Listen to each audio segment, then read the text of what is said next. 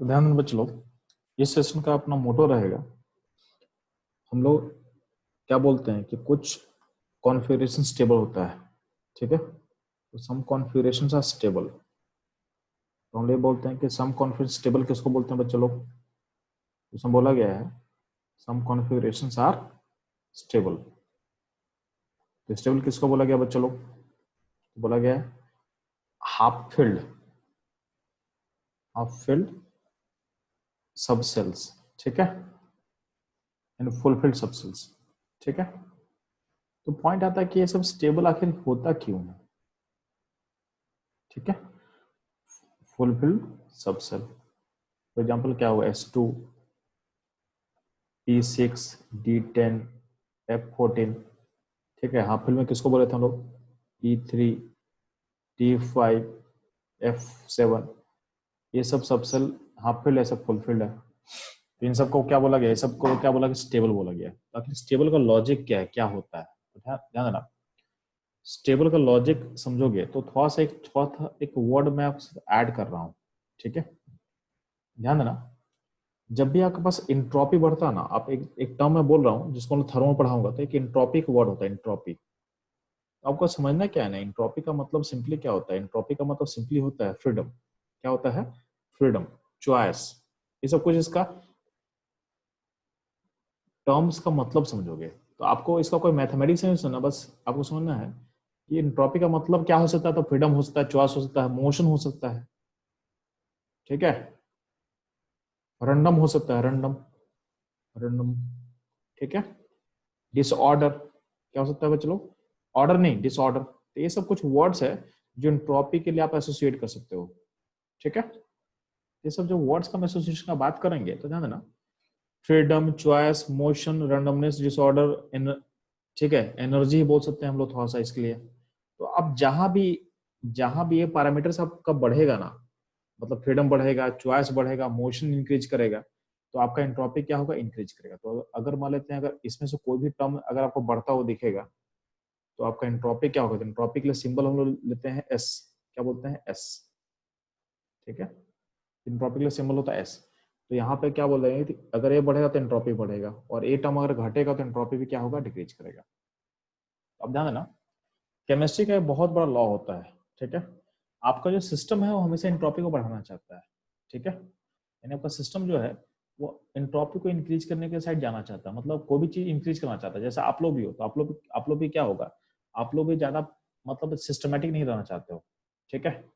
आप लोग भी देखोगे कि जो काम अनसिस्टमेटिक होगा जल्दी हो जाएगा, जिसमें सिस्टमेटिक लगेगा उसमें आपको प्रेशर देना पड़ता है। जैसे क्लासरूम में अगर आप टीचर बाहर चला जाए तो आप फटाफट बात करना स्टार्ट करते हो, क्यों? क्योंकि आपको आपको फ्रीडम मिल गया तो आप बात करना स्टार्ट करोगे, क्यों? कि बात करने से क्या होगा? डिसऑर्डर फैलेगा, तो वो नेचुरल वे है।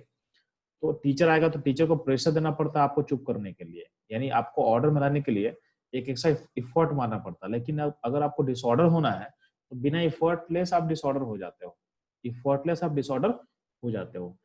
हर सिस्टम वो एक नेचर का रूल है कि सारा सिस्टम खुद को डिसऑर्डर करना चाहता है, ठीक है।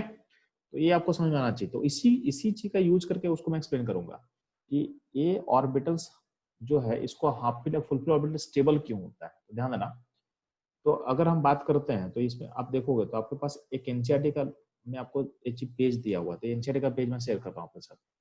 इसमें बोला है कि आखिर रीजन क्या होता है कि फुलफिल्ड हाफ पीरियड सबसे ज्यादा स्टेबल क्यों होता है, ठीक है। तो पहला चीज बोला है, तो फर्स्ट का स्टेटमेंट ध्यान देना, पहला स्टेटमेंट क्या बोला है कि सिमेट्रिकल डिस्ट्रीब्यूशन, ठीक है, सिमेट्रिकल डिस्ट्रीब्यूशन ऑफ इलेक्ट्रॉन्स, ठीक है। तो पहला रीजन बोला कि सिमेट्रिकल डिस्ट्रीब्यूशन ऑफ इलेक्ट्रॉन, ठीक है। तो इसका लॉजिक क्या बोला है? क्योंकि बोला है कि symmetry leads to stability, symmetry leads to stability. तो जितना सिमेट्रिकल सिस्टम होगा उतना स्टेबल होगा। तो अपना पहला रीजन दिया है, ठीक है। अब ध्यान देना, दूसरा क्या बोलने का कोशिश किया गया, तो दूसरा दूसरा दूसरा जो रीजन दिया है एक्सचेंज एनर्जी। सेकंड जो रीजन दिया हुआ है एक्सचेंज एनर्जी, ठीक। एक्सचेंज एनर्जी होता क्या, ध्यान देना, एक्सचेंज एनर्जी को समझो पहले आप। अब होता क्या है कि मान ले, इसको ऐसे समझना कि मान ले तुम एक रूम में बैठा हुआ है, ठीक है, और तेरे पास दो तीन रूम अवेलेबल है। मान ले तो दो तीन रूम अगर अवेलेबल होगा तो होगा क्या कि हर रूम में अगर कोई ना कोई ऑक्यूपाई अगर है, तो अब तुम क्या चाहोगे, कि तुम वहां पे जाकर उससे एक्सचेंज कर सकोगे। मतलब आप एक रूम में बंद कर दिया जाए आपको, उससे बेटर ऑप्शन क्या होगा कि आपके पास अगर मान लो 5-6 रूम है, तो आप क्या करोगे, कभी अपने रूम में रहोगे, कभी किसी और के रूम में चले जाओगे, ठीक है। तो आप अगर रूम रूम में दूसरे तीसरे रूम में ट्रैवल करते हो, तो आपका डिसऑर्डर बढ़ता है, यानी आप में चॉइसेस फ्रीडम बढ़ता है। तो आपका नेचुरली टेंडेंसी यही होगा, आप कभी भी एक रूम के अंदर बंद होकर नहीं रहना चाहोगे, आप चाहोगे आपको फ्रीडम मिले, आपको डिसऑर्डर होना आपको पसंद रहेगा। तो इसमें होता क्या है, तो सिमिलरली इलेक्ट्रॉन जो होता है, इलेक्ट्रॉन भी क्या होता है, इलेक्ट्रॉन अपने ऑर्बिटल से बाहर जंप करना चाहता है, ठीक है। यानी उस जो स्टैटिक इनर्शिया है, यानी जो स्टैटिक पोजीशन है, उसको चेंज करना चाहता है। उसको बोलते हैं हम लोग एक्सचेंज, क्या बोलते हैं, एक्सचेंज, ठीक है। तो जब एक्सचेंज करेगा तो कहीं ना कहीं दूसरे से पोजीशन एक्सचेंज करेगा। तो अगर मान लेते हैं कि तेरे पास अगर हम डी डी सबसेल का हम बात कर रहे हैं, अगर एग्जाम्पल के तौर पे, तो ध्यान देना, डी सबसेल में बात करोगे तो कितना ऑर्बिटल इसमें होता है, तो इसमें 5 ऑर्बिटल होता है, ठीक। इसमें 5 ऑर्बिटल होगा। तो अब पहला इलेक्ट्रॉन है, तो ध्यान देना कि एक्सचेंज का जब बात करते हैं, तो एक्सचेंज हमेशा होता है सेम स्पिन से। एक्सचेंज जो होगा, एक्सचेंज हमेशा सिमिलर स्पिन से एक्सचेंज होता है। एक्सचेंज ऑलवेज टेक प्लेस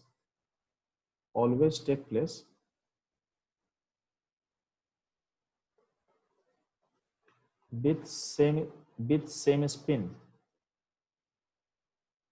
तो मान लें अगर अगर तेरे पास सिंगल इलेक्ट्रॉन है, तो सिंगल इलेक्ट्रॉन के लिए बाकी रूम बंद है, मतलब इलेक्ट्रॉन नहीं, मतलब बंद है वो। सिंपल सा है, अगर तुम हॉस्टल में तुम जाओगे, तो अगर एक रूम में तुम हो, बाकी रूम में कोई नहीं, उसको लॉक कर दिया जाएगा, तो उसके लिए लॉक है, ये कहीं नहीं जा सकता है, इसमें यानी कोई एक्सचेंज पॉसिबल नहीं है। अगर मान लेते हैं कि अगर अगर तेरे पास दो दो इलेक्ट्रॉन सिस्टम में रहेगा, तो क्या होगा, यहाँ यहाँ, तो इन दोनों में एक्सचेंज पॉसिबल है, यहाँ से यहाँ एक्सचेंज हो सकता है, बस इन दो, यहाँ पे सिंगल एक्सचेंज पॉसिबल है दोनों में। और बात करते हैं 3 इलेक्ट्रॉन का, और बात करते हैं जो बच्चे लोग 3 इलेक्ट्रॉन का, तो उसमें क्या होगा, तो ध्यान देना। तो जब बात करें हम लोग 3 इलेक्ट्रॉन का, तो 3 इलेक्ट्रॉन फिलअप करते हैं, तो यहाँ पे देखो एक्सचेंज कितना पॉसिबल है।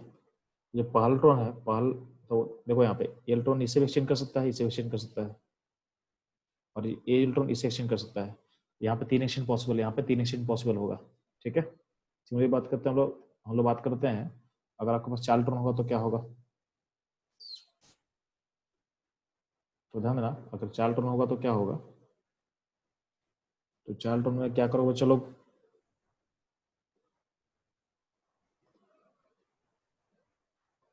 तो 4 इलेक्ट्रॉन ऐसा है, तो 4 इलेक्ट्रॉन में एक्सचेंज देखो कितना एक्सचेंज पॉसिबल है, ध्यान देना। इस सेक्शन हो सकता है, इस सेक्शन हो सकता है, इस सेक्शन हो सकता है, ये जो इलेक्ट्रॉन है इससे इस सेक्शन कर सकता है, और जो थर्ड इलेक्ट्रॉन है वो फोर्थ सेक्शन कर सकता है।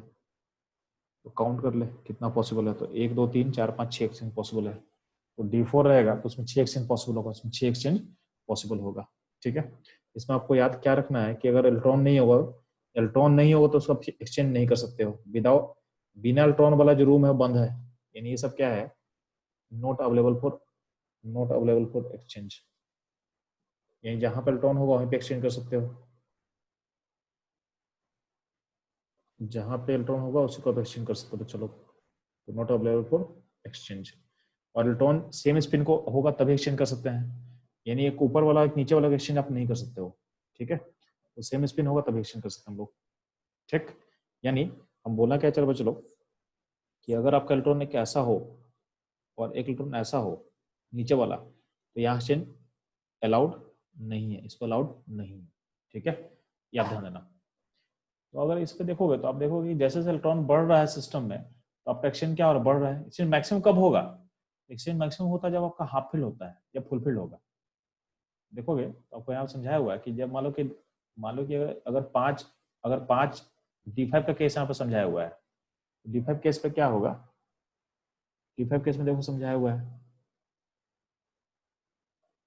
तो यहाँ पे क्या है,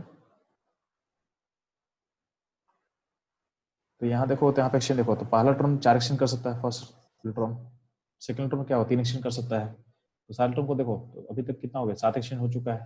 थर्ड इलेक्ट्रॉन देखो, तो थर्ड इलेक्ट्रॉन के लिए 2 पॉसिबिलिटी और भी है, थर्ड के लिए 2 पॉसिबिलिटी आपको और दिखेगा, और फोर्थ के लिए एक पॉसिबिलिटी है, तो टोटल एक्शन कितना, तो टोटल एक्शन आपको दिख रहा है, तो टोटल एक्शन कितना दिख रहा है आपको, ठीक है, टोटल एक्शन आपको दिख रहा है कितना, चलो 10 दिख रहा है आपको, तो D5 में 10 हो गया, D5 में 10 हो गया, ठीक है, D5 में 10 हो गया, ठीक है, तो ये ध्यान देना है। तो ये सिमिलरली क्या होगा, अगर मान लेते हैं कि D10 होगा तो D10 में नीचे से 10 हो जाएगा, ठीक है। तो पॉइंट है कि D5 D10 में जहां पे हाफ फिल फुलफिल है वहां पे आपका जो एक्सचेंज एनर्जी क्या होगा, ज्यादा होगा, ठीक है, तो ये ध्यान देना। तो ये इसका सेकंड रीजन था कि हाफ फिल फुलफिल क्या होता है, आपका ज्यादा स्टेबल होगा का रीजन बोल सकते हैं। तो यहाँ पे कुछ अदर वर्ड्स में यहाँ पे एक और चीज लिखा हुआ है कि in other words the extra stability of the half fill and fulfilled subshell due to relatively small shielding, smaller coulombic repulsion and larger exchange energy, ठीक है। स्मॉल shielding का मतलब है, ठीक है, इसको ऐसे समझ आप कि कोलम्बिक रिपल्सन का बात करें तो चूंकि इलेक्ट्रॉन अलग अलग ऑर्बिटल में है ना, आप पेयरिंग तो किए नहीं हो, तो अलग अलग ऑर्बिटल में तो क्या होगा, रिपल्सन फोर्स क्या होगा, कम रहेगा, ठीक है।